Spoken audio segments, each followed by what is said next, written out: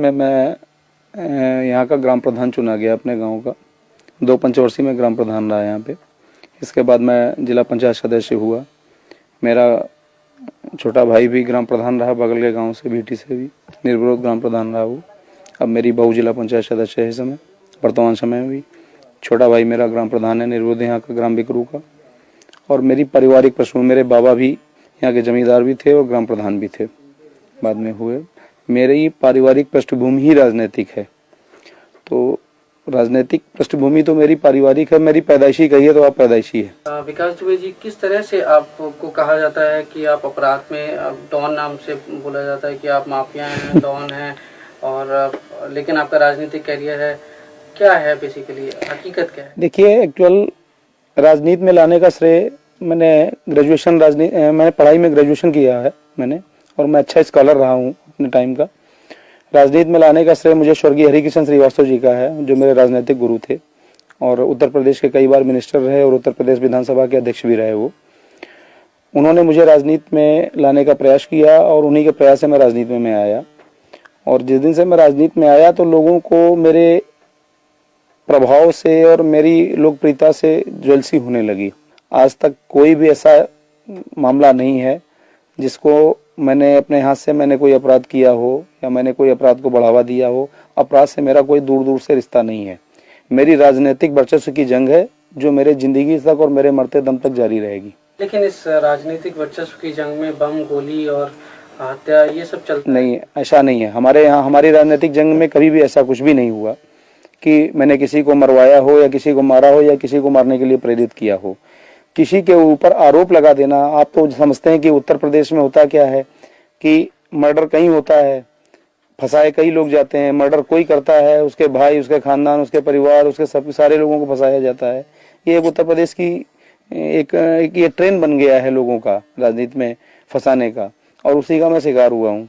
श्रम राज्य मंत्री संतोष शुक्ला का हत्या का आपके ऊपर आरोप लगा, उस वक्त आप कहाँ थे? क्या वो हत्या आपने की थी? जी नहीं, जिस दिन उनकी हत्या हुई थी उस समय मैं थाने में अपनी FIR लिखाने हुए गया हुआ था। मेरे ऊपर अटैक हुआ था। उसके बाद मैं जब वहां से चला आया, जब अपने ऊपर अटैक किया मेरे ऊपर, मैं उस दिन कानपुर जा रहा था अपनी पत्नी को लेकर, वो बीमार थी, उनको किडनी पेन था। रास्ते में मेरे ऊपर बम से अटैक किया गया, बम और गोलियां चलाई गई मेरी गाड़ी पर। तो मैं उसकी FIR, जब मैंने SP कानपुर देहात को फ़ोन किया कि मेरे ऊपर इस तरीके से घटना हुई, तो उन्होंने मुझे कहा कि आप वहीं रुकिए, मैं फोर्स भेज रहा हूँ। फोर्स मुझको वहाँ से लेके आया, मैंने थाने में FIR लिखाई और मैं चला आया। इसके बाद थाने में जिन मंत्री जी का आप नाम ले रहे हैं, वो मंत्री जी किन्हीं कारणों से अपना पहुंचे और उन्होंने किसी तरीके से पुलिस से उलझाव किया। वहां लोगों से उनकी कहासुनी हुई। इसके बाद क्या हुआ क्या नहीं हुआ उससे मेरी जानकारी नहीं है। उनकी हत्या की जानकारी या उनके मरने की जानकारी मुझे लखनऊ में हुई।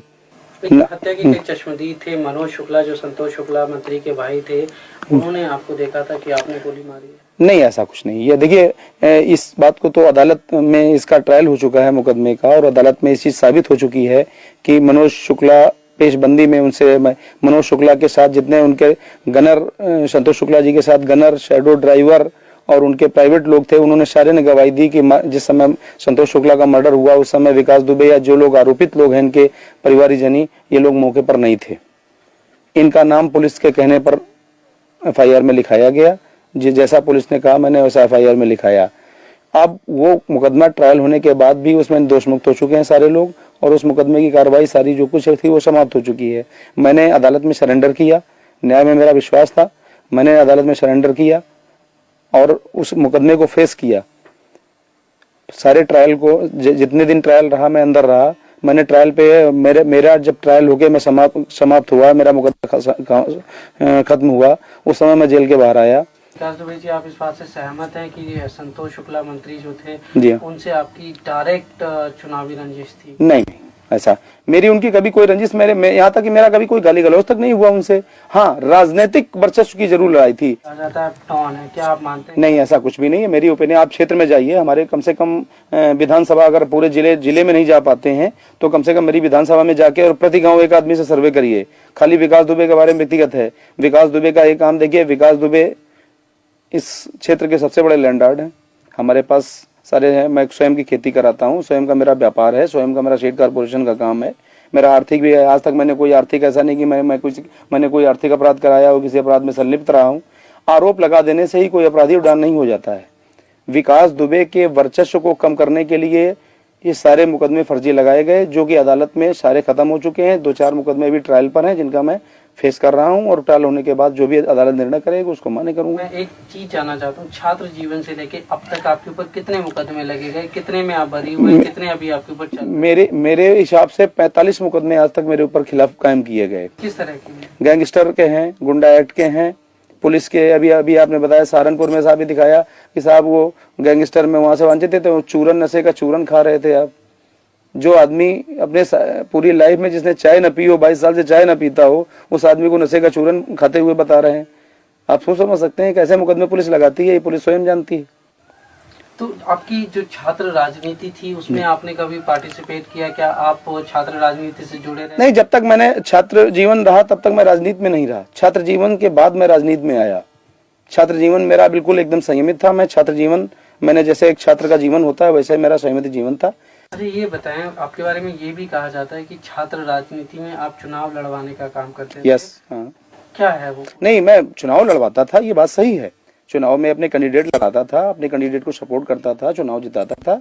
ये आप मान लीजिए कि हो सकता है ये गॉड गिफ्टेड भी रहा हो मेरे साथ, क्योंकि मुझे राजनीति से छात्र जीवन में ही कुछ मेरे अंदर जम्स आ गए थे कि नहीं है, किसी को प्रेसिडेंट बनाना है अपने यार मित्र को, या ये आदमी अच्छा है, इस काबिल है कि इसको प्रेसिडेंट बनाया जाए, इसको महामंत्री बनाया जाए। लेकिन ये भी कहा जाता है कि आप इसी राजनीति से इतने प्रेरित हुए कि आपने संतोष शुक्ला को बीच थाने में इतने सारे लोगों की भीड़ में मारा, जो आप पे आरोप लगे, और आप हाईलाइट होना चाहते थे, इसीलिए आपने ये सब कारनामे किए। ये कहाँ तक सच है? देखिए, ये सब मनगढ़ंत बातें हैं और बेबुनियाद बातें हैं। संतोष शुक्ला की ना तो मैंने हत्या की और ना कभी मैंने उनका हत्या का ख्याल लाया मेरे जीवन में, और मैं भी उनसे, जिन लोगों ने हत्या की है उनसे मैं सहमत नहीं हूँ। किन्हीं लोगों ने भी की हो उनकी हत्या, क्योंकि राजनीति में वर्चस्व में इतनी है। लेकिन संतोष शुक्ला की छवि चूंकि हमारे यहाँ अच्छी नहीं थी। संतोष शुक्ला के, विकास दुबे के कोई दुश्मन नहीं थे। संतोष शुक्ला ने जिन 50 लोगों को, हजारों लोगों को यहाँ जबरिया जेल में बंद कराया फर्जी मुकदमे लगवा के, हो सकता है उन्हीं में से कोई उनका इंटेंशन रहा हो। और इवन यहाँ तक मालूम है कि संतोष शुक्ला के परिवार में, खुद संतोष शुक्ला ने 4 मर्डर करा रखे हैं अपने परिवार में। ये शायद आपको जानकारी नहीं होगी, मैं आपको व्यक्तिगत जानकारी बता रहा हूँ। संतोष शुक्ला ने अपने 2 भाइयों और अपने चाचा का मर्डर भी करा रखा है अपने गाँव में, और इनके गाँव के लोग भी इनके विरोधी हैं। वो हमारी विधानसभा के रहने वाले नहीं थे, लेकिन इनके गाँव के, और आज भी उसमें से एक आदमी फरार है। इनकी हत्या के उद्देश्य से फरार हुआ था रमाकांत शुक्ला, जो इनके परिवार का ही है, ग्राम प्रधान था इनके गाँव का, और वो इनकी हत्या के उद्देश्य से कसम खा के ही फरार हुआ था। हो सकता है उसने भी मौके का फायदा उठाया हो। एक चीज और भी है कि जब उनकी हत्या होगी, आप इतने चर्चित हुए, पूरे देश में आपका नाम हुआ, तो उसके बाद आप वसूली का कारोबार करने लगे। आप लोगों को जो है, आज तक कोई ऐसा प्रमाण नहीं है सरकारी तौर पर या लिखित तौर पर भी, ऐसा कोई प्रमाण नहीं है, और विकास दुबे को ऐसी जरूरत भी नहीं है। विकास दुबे को ऊपर वाले ने जो दे रखा है उसमें विकास दुबे संतुष्ट है। तो ऐसा क्यों है? लोग आप देखिए, आपको शायद ना लगे, आपके इलाके के लोग की पूजा करते, नहीं मुझे ऐसा नहीं लगता, आपके नाम से। नहीं मुझे ऐसा नहीं लगता कि मुझे लोग हैं। मैं तो जिस समय गांव में या क्षेत्र में अपने निकलता हूँ, छोटे छोटे बच्चे भी पंडित जी कह के आगे मेरी गोद में आ जाते हैं। मैं कैसे जानूं कि लोग मुझे खौफ खाते हैं? और दूसरी बात मैं आपको बताऊं, खौफ से सिलेक्टेड हुआ जा सकता है, इलेक्टेड नहीं हुआ जा सकता है।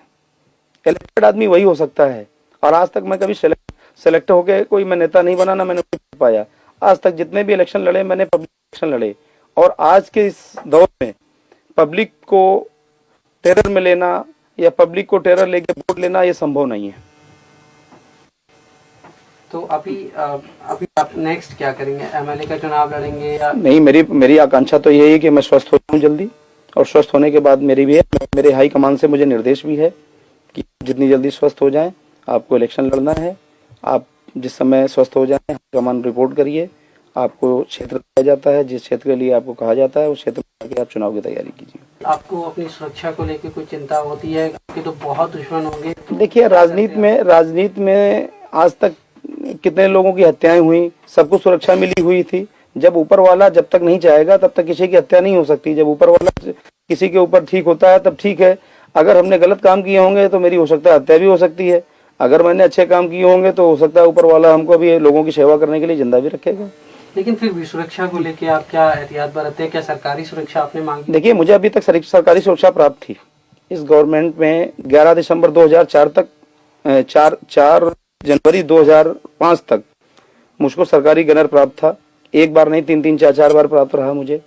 लेकिन कुछ राजनीतिक कारणों से मेरा गनर वापस ले लिया गया, इसलिए मुझे व्यक्तिगत सुरक्षा अपनी रखनी पड़ती है।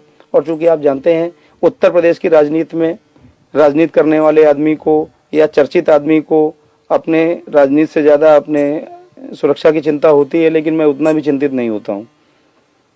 सुरक्षा अपनी जगह है, चिंतित है, क्योंकि मुझे ये विश्वास है कि मैंने पब्लिक में ऐसा कोई गलत काम नहीं किया है जो जनता ये करे। लेकिन चूंकि राजनीति में सुरक्षा सिक्योरिटी करना कोई बुरी बात नहीं है, तो इसलिए अगर मैं अपनी सुरक्षा रखता हूं तो इसमें कोई हर्ज नहीं होना चाहिए किसी को। जी, ये बताएं, छात्र राजनीति आजकल क्या गंदी हुई है? क्या उसमें देखिए, हिंसा का बढ़ावा लेके? देखिए, मैं आपकी बात समझ गया पूरी इतनी बात में ही। देखिए, जिनको राजनीति में मठाधीश कहा जाता है, उन लोगों का सीधा दखल छात्र राजनीति में है, जो अपने उल्लू सीधे करते हैं छात्रों के जरिए से।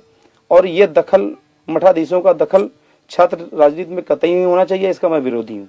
छात्र राजनीति एक प्राथमिक सीढ़ी है और वो बिल्कुल पाक साफ होनी चाहिए। क्योंकि जब बच्चा शुरुआत में बेसिकली पढ़ने जाता है, प्रेप या नर्सरी में, जो शिक्षा उस समय उसको प्राप्त होती है वही उसकी आखिरी तक ग्रेजुएशन और पोस्ट ग्रेजुएशन, एमटेक, बीटेक तक चलती है। अगर किसी आदमी की नींव ही खराब कर दी जाएगी, छात्र राजनीति में अगर मठाधीशों का दखल रहेगा तो छात्र राजनीति कभी भी पाक साफ सुथरी नहीं रहेगी। लेकिन एक मठाधीश मेरे सामने बैठे हैं, उनका भी दखल रहा छात्र राजनीति में। उन्होंने भी अपने कैंडिडेट खड़े किए, उन लोगों को जिताया बाकायदा। जब तक मैं जब तक स्टूडेंट था तब तक मैं राजनीति में, छात्र राजनीति में मेरा इंटरेस्ट रहा। जिस दिन से मैंने स्टूडेंट लाइफ मेरी समाप्त हुई, उस दिन से मैंने छात्र राजनीति में कभी दखल नहीं रखा। पर राजनीति में मठाधीश बनना कोई बुरी बात तो नहीं है, लोग बनते हैं। और नहीं, मेरी समझ में बुरी बात है। कुछ और कहना चाहेंगे आप हमसे? मैं यही आपके जरिए से मैं थोड़ा सा संदेश देना चाहता हूँ लोगों को कि राजनीति में जो लोग एक दूसरे को नीचा दिखाने के लिए गलत प्रभाव का इस्तेमाल, सत्ता का और पुलिस का दुरुपयोग करते हैं, ये नहीं करना चाहिए। किसी भी अच्छे व्यक्ति को आगे बढ़ने से रोकने के लिए ये रास्ता अच्छा नहीं है। अगर किसी को इस तरह रोकना है तो उसके राजनीतिक प्रभाव को कम करिए, उसकी खामियां पब्लिक में बताइए।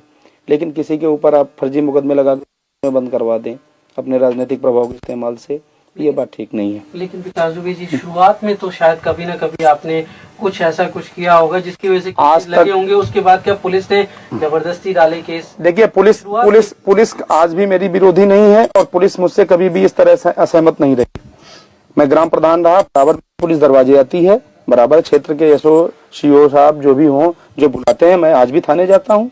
मैं कोई पुलिस से मुंह नहीं छिपाता हूँ। लेकिन जो मेरा सवाल है वो ये है कि शुरुआत में तो जरूर आपसे कुछ गलतियां हुई होंगी, जिसका बाद में जो है लंबे अरसे में पुलिस ने उसको ध्यान में रखते हुए और केसेस थोपे होंगे, चाहे वो राजनीतिक। देखिए, पुलिस ने जो कुछ भी किया मेरे साथ वो राजनीतिक दबाव में किया। पुलिस ने व्यक्तिगत रूप में मैंने ऐसा कोई काम किया और न पुलिस ने। देखिए, पुलिस को सिर्फ निर्देशित करके उनको दबाव देकर उनसे गलत कराया गया। पुलिस ने जानबूझकर मेरे साथ कोई गलत काम नहीं किया।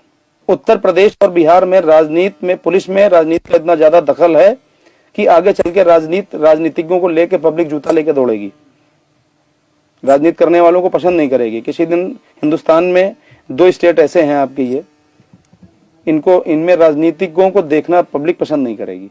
राजनीति करना तो दूर रही, राजनीतिज्ञों को देखना पब्लिक पसंद नहीं।